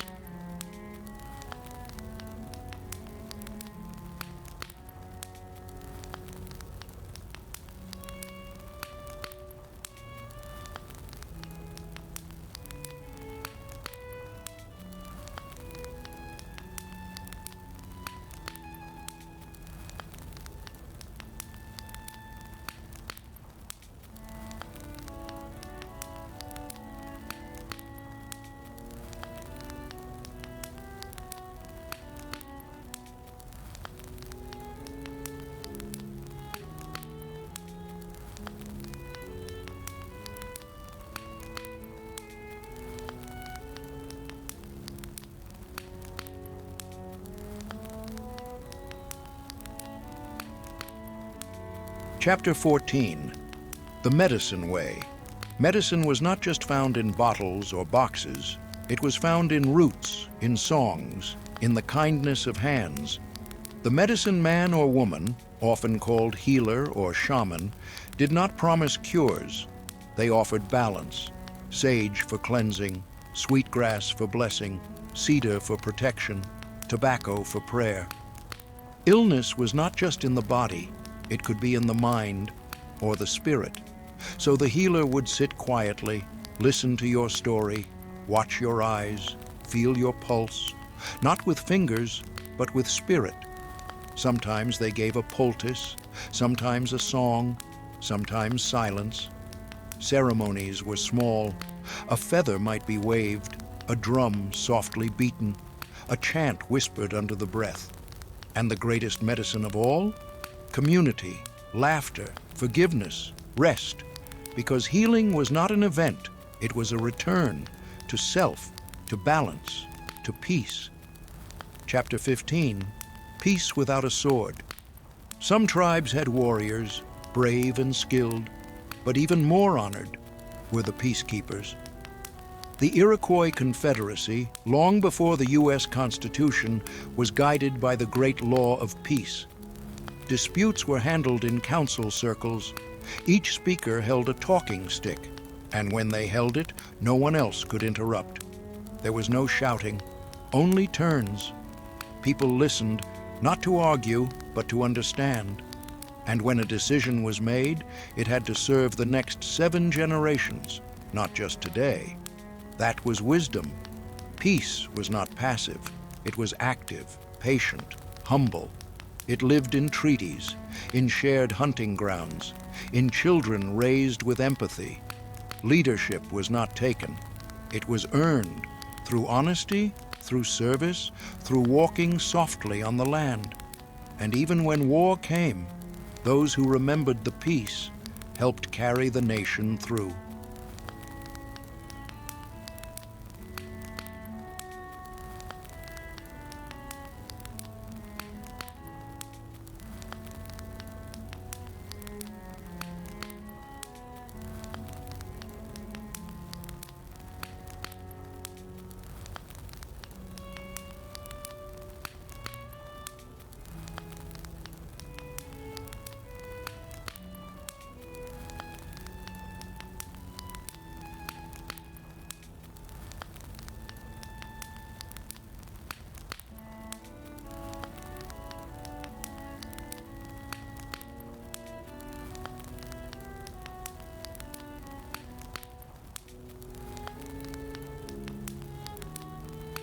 The Quiet Legends of Native America.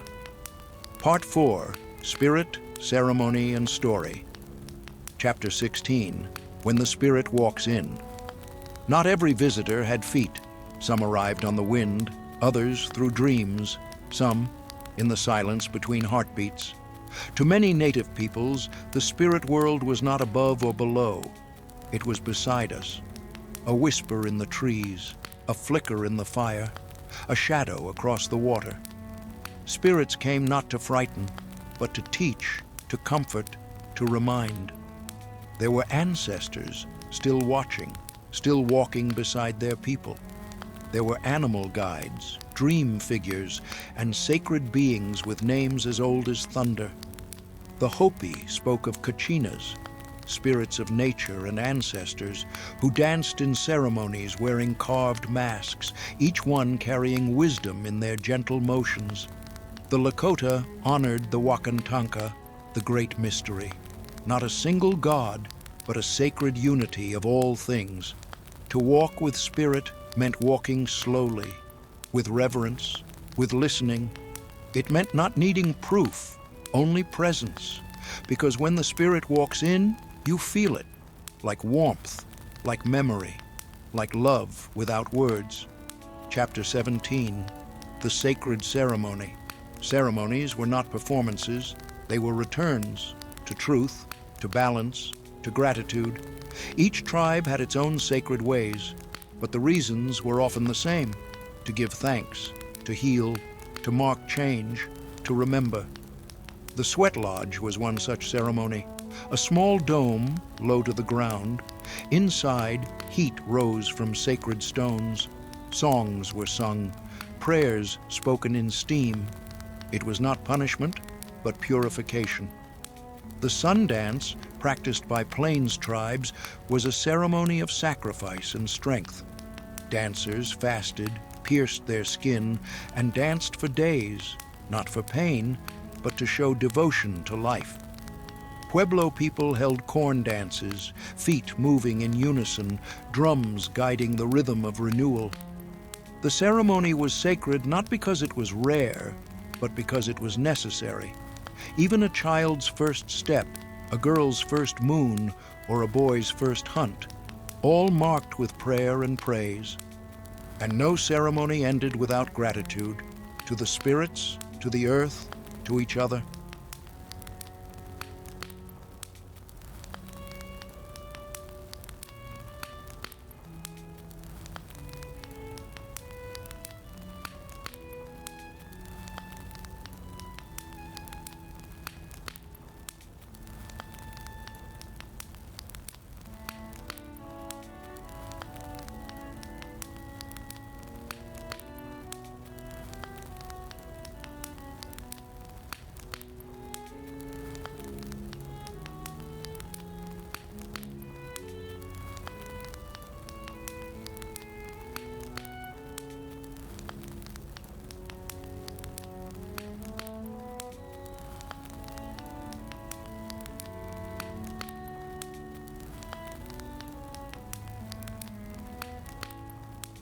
Chapter 18, Animal Companions of the Soul.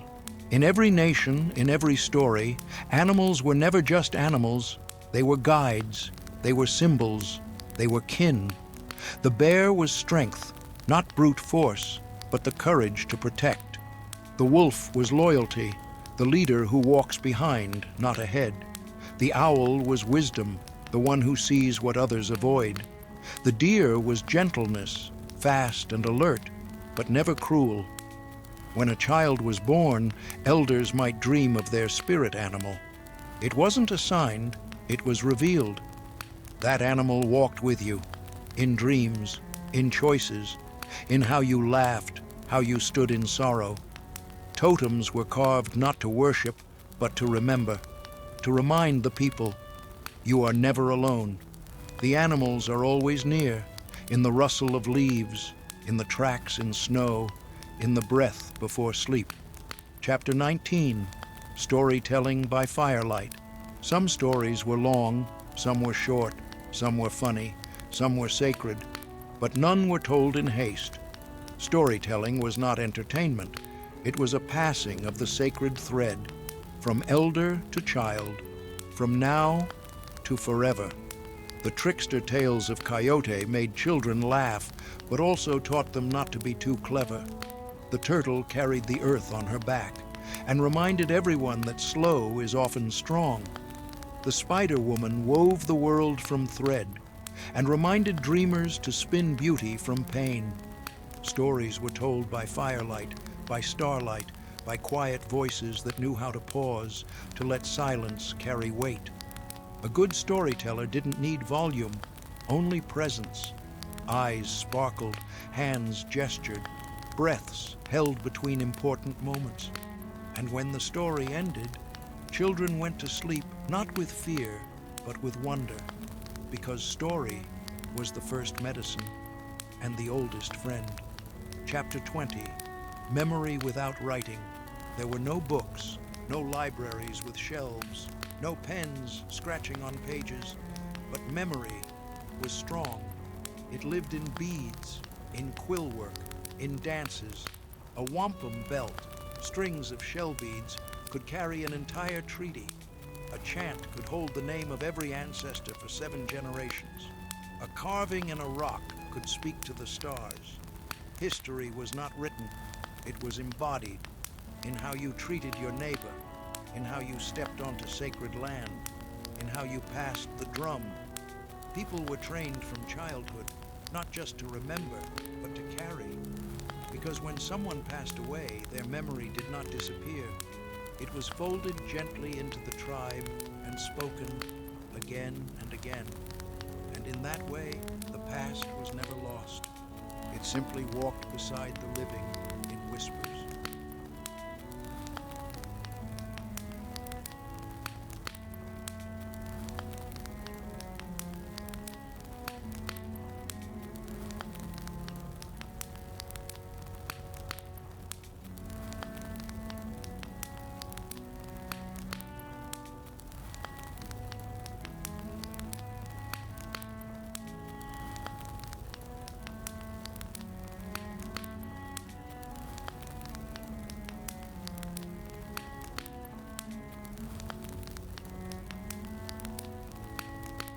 The Quiet Legends of Native America, Part 5, Dreams, Vision, and Quiet Strength. Chapter 21, The Vision Quest. There came a time in every young person's life when they were invited to leave the circle for a while to seek something deeper. This was the Vision Quest, not a test, not a ritual of danger, but a time of listening to silence, to spirit, to self. They would walk alone into the forest, into the hills, into the sacred places where the earth was older than memory. They would carry no food, no fire, just breathe and hope. For 3 days, sometimes 4, they would wait, fast. Watch the sky turn from gold to gray and back to gold again. Then, when the time was right, the vision would come. Maybe a dream, maybe a deer, maybe a whisper in the wind. And when they returned, They didn't speak of it right away. They sat with the elders, shared slowly, and listened for meaning. Because visions were not given, they were offered, and only those who listened deeply could hear them. Chapter 22, The Wisdom of Silence. Not all teachings came from words. Some came from stillness. Silence was not empty. It was sacred. When an elder sat in silence, they were not ignoring you. They were honoring you by thinking carefully before they spoke. Children were taught to observe before asking, to listen more than they spoke, to learn from animals, wind, and stars, all of which never raised their voices. In council, silence was space.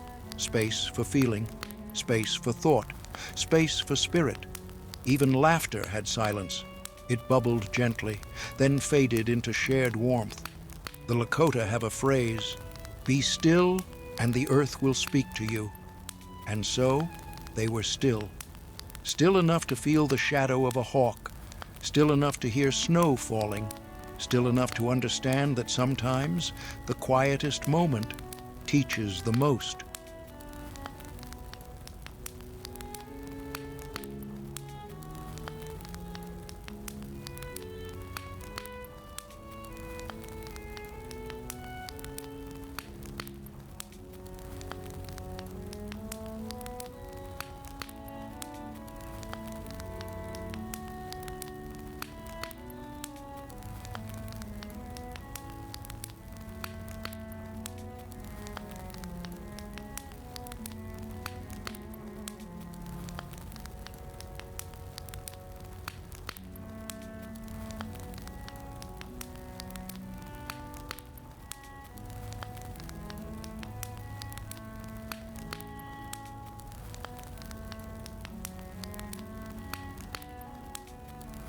Chapter 23, The Quiet Power of Art. Art was never just decoration. It was memory. It was ceremony. It was breath. In the Southwest, pottery held not just water, but patterns of prayer, of family, of cloud and sun. Each mark, each curve, was a language all its own. In the North, carvings told stories. Totem poles stood like books in the forest. Each figure a paragraph, each shape a name. Beadwork danced in color, not randomly, but with meaning. A single belt could honor a treaty.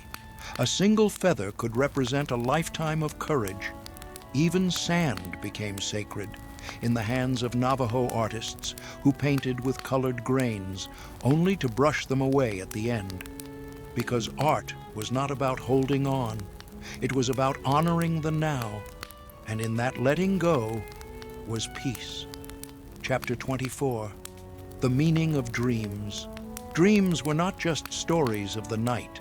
They were visits, a grandmother who had passed, a wolf with golden eyes, a river that spoke your name.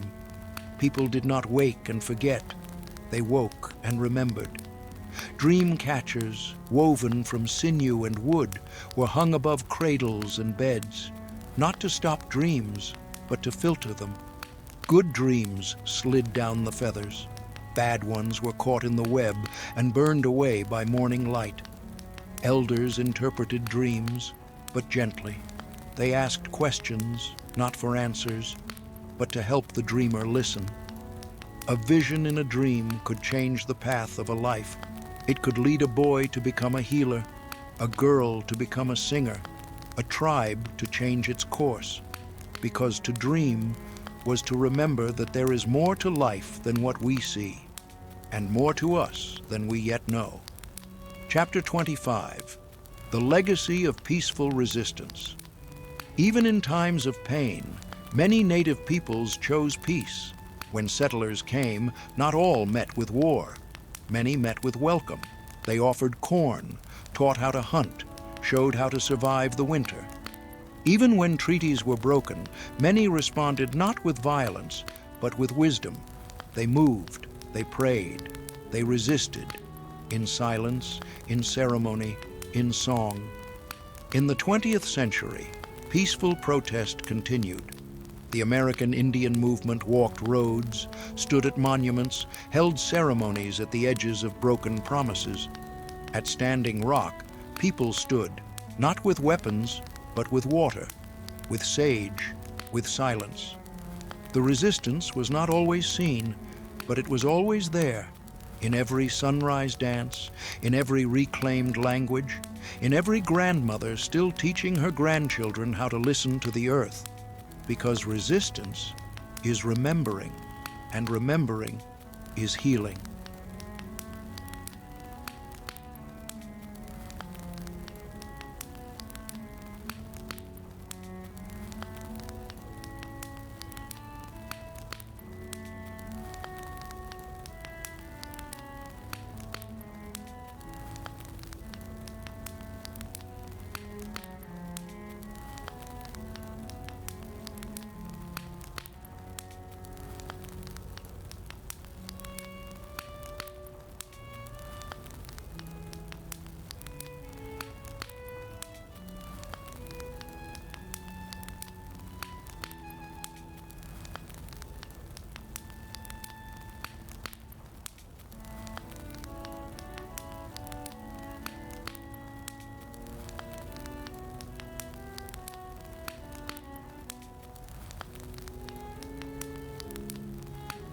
The Quiet Legends of Native America, Part 6, Echoes Through Time. Chapter 26, Survival in the Shadows. History does not always shout. Sometimes it whispers through sorrow. The story of Native America is not only ceremony and song, it is also silence, the kind that follows heartbreak. When settlers came, land was taken, families were moved, ways of life pushed to the edge. The Trail of Tears was not just a march, it was a mourning, elderly feet on frozen ground, children crying for warmth, songs never sung again, and still they walked. They carried their language, they carried seeds, they carried stories stitched into shawls, hidden under bones, woven into the breath of their grandmothers. Later, schools came, boarding schools that cut hair, burned language, disciplined for memory. But even there, some children whispered old words under their blankets, traced symbols in the dirt, prayed in silence to spirits they were told not to name. Survival was not only breath, it was memory, and it did not vanish. It waited. Chapter 27, The Return of the Language. Languages are like rivers. They disappear only when forgotten. For many native nations, the old languages were nearly lost, but not completely. They lived in the lullabies, in dreams. In the soft way a name was spoken by an elder who had few teeth, but many stories. And now, they are rising again. Navajo children learning to count in Diné, Ojibwe speakers teaching their grandchildren words for snow and silence, Cherokee apps glowing gently on smartphones, technology used to honor tradition. Words once whispered in hiding are now spoken in classrooms, sung in choirs, painted on murals, and every syllable is sacred, not just because it is old, but because it survived, because each word carries the breath of generations who never stopped speaking, even in silence. Chapter 28. The children still dream. The children of Native America are not relics. They are rivers flowing forward. They ride horses across reservations. They play basketball under wide skies. They make beadwork and dance at powwows. And also code computers, play violin, paint murals under overpasses. Some carry feathers, some wear sneakers, some carry both. Their names honor ancestors, sometimes in English, sometimes in the language of the land. They laugh, they learn, they ask questions their elders never dared to ask. They write poetry, they write policy, they write songs that carry the pulse of both past and present. They are the next ceremony, the next drumbeat, the next chapter. And even when the world forgets them, they do not forget themselves, because they carry dreams that never stopped walking.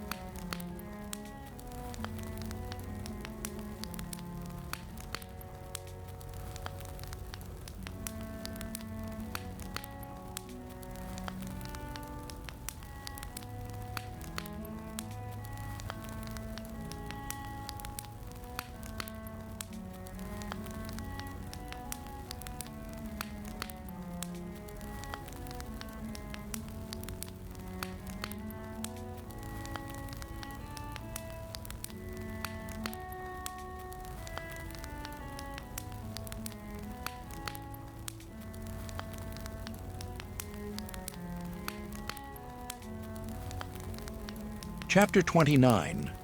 The Echo in the Present. Look around and listen closely. The spirit of Native America is not just in museums or old photographs.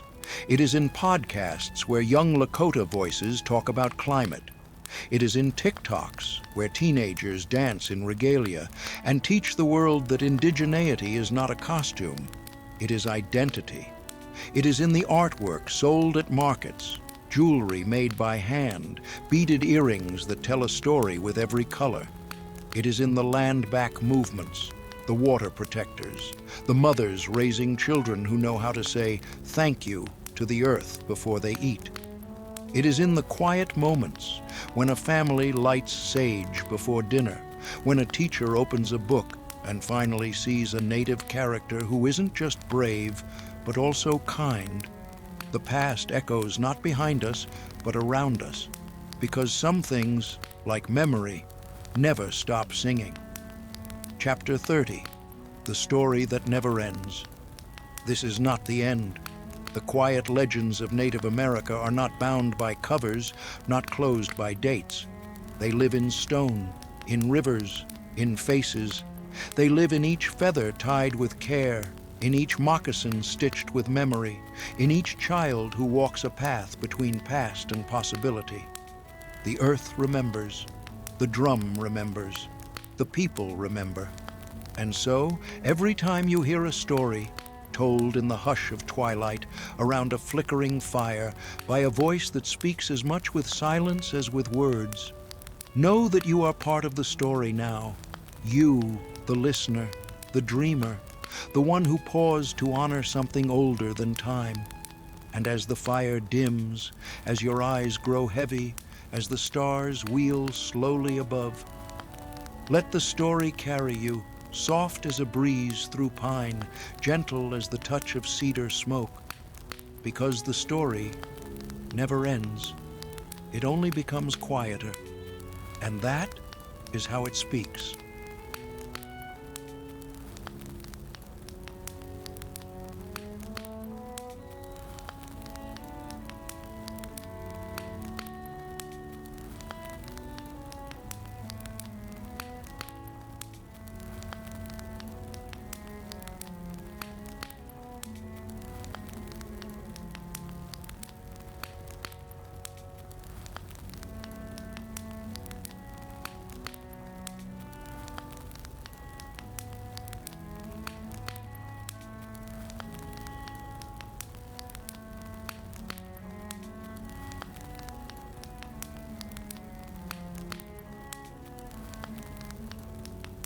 The Quiet Legends of Native America.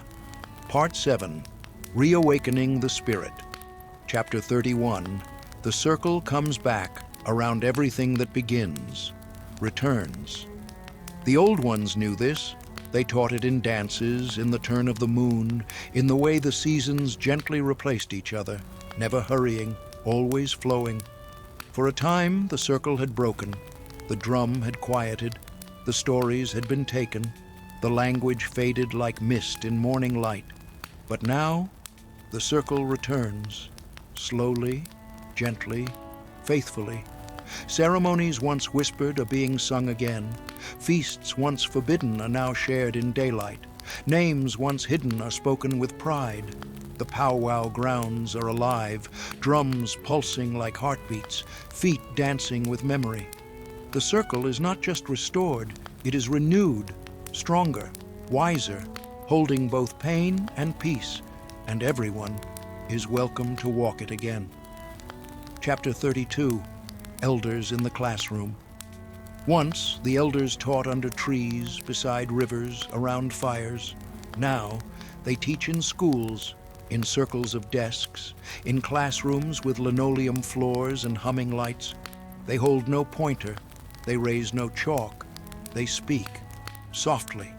They tell of how things were, not to return to them, but to remember why they mattered. They speak of balance, of kindness, of how the earth listens, and the children, even those not from their tribe, lean forward, because something ancient, something truthful, flows from every word. And when the bell rings, the elder smiles. The teaching is not over. It is simply passed on, like a shell or a seed or a flame. Chapter 33, Threads that Never Broke. When others saw loss, the people saw threads. Not every thread survived, but enough did. Enough to sew moccasins, to braid hair in old styles, to bead the stories of survival. Grandmothers never stopped weaving, mothers never stopped singing lullabies, uncles never stopped blessing the hunt. The threads were not just wool or sinew, they were love, memory, hope stitched into cloth. And when the next generation picked up the needle, they did not start over. They continued. Each design held meaning. Each line carried history. Each piece, a quiet declaration. We are still here, and we are still beautiful.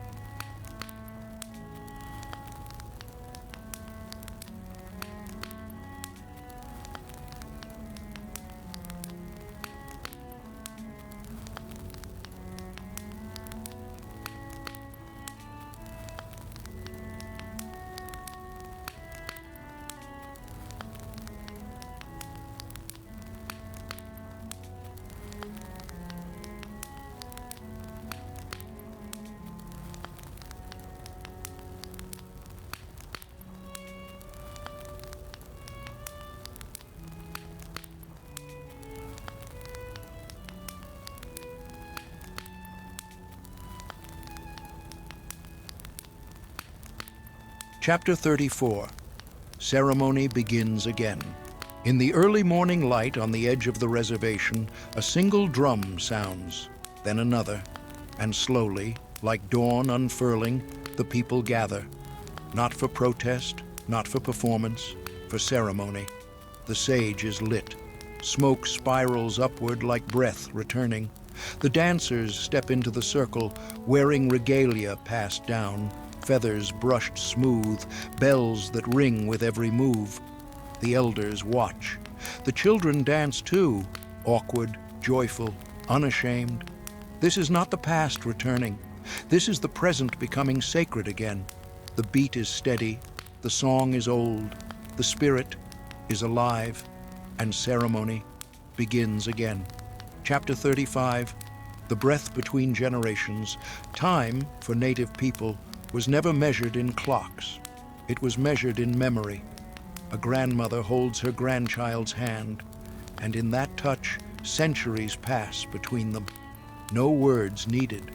The child does not know every story yet, but they feel something ancient, like warmth, like home, like the earth breathing beneath their feet. And the elder, watching, knows that when she is gone, the stories will remain. Not all at once, but slowly, rising like mist from the forest. Because what is sacred never dies. It is carried in lullabies, in laughter, in language learned again, in love that remembers. And so, as the fire burns low and the stars rise overhead, the generations breathe together, not as past and present, but as one.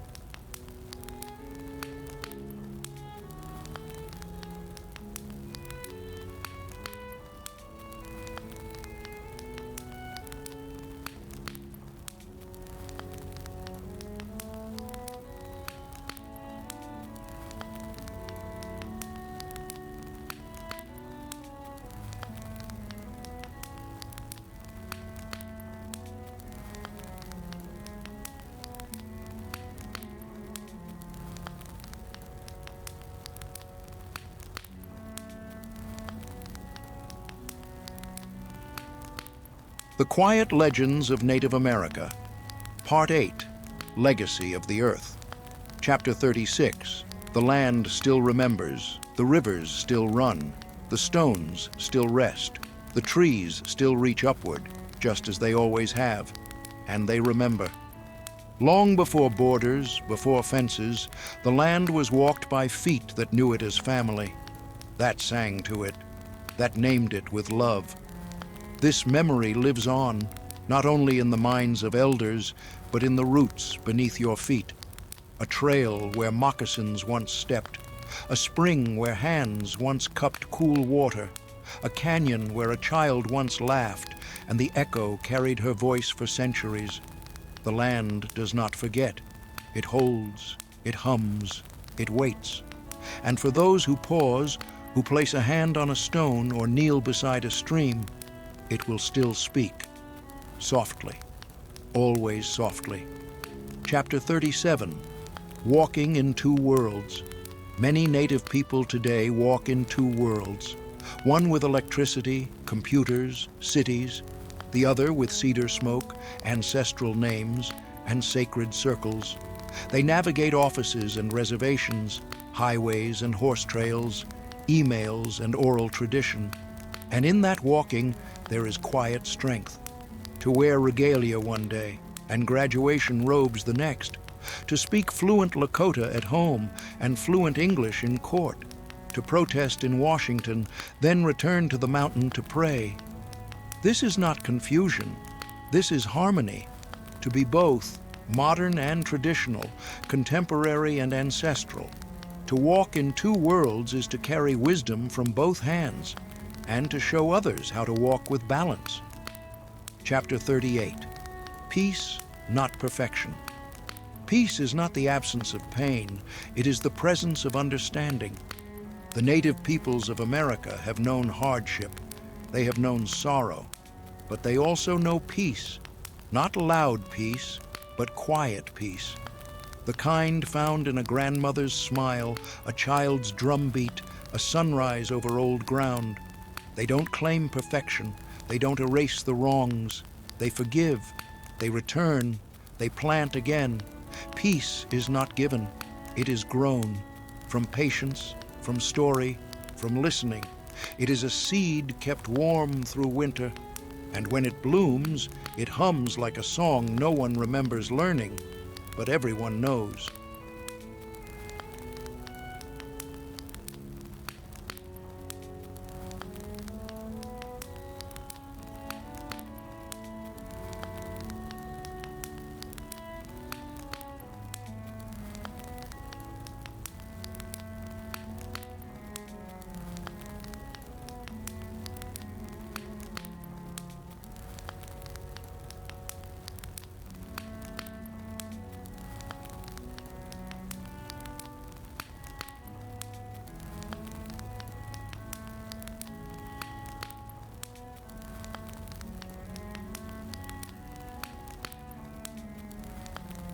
Chapter 39, The Story in You.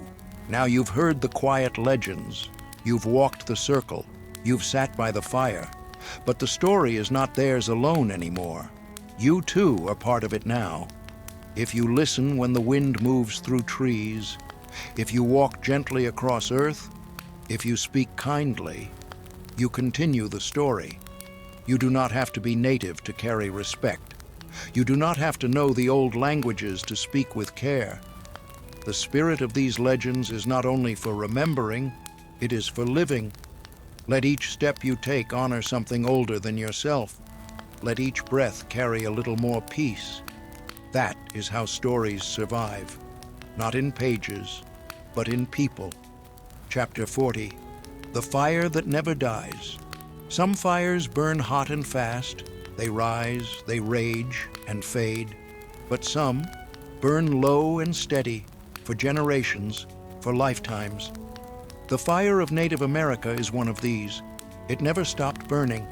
Even when it was small, hidden, nearly forgotten, it never died. It lived in stories, in songs, in dances danced when no one was watching. And now, it glows again, in full view, in pride, in peace. This fire warms more than bodies. It warms hearts. It lights paths.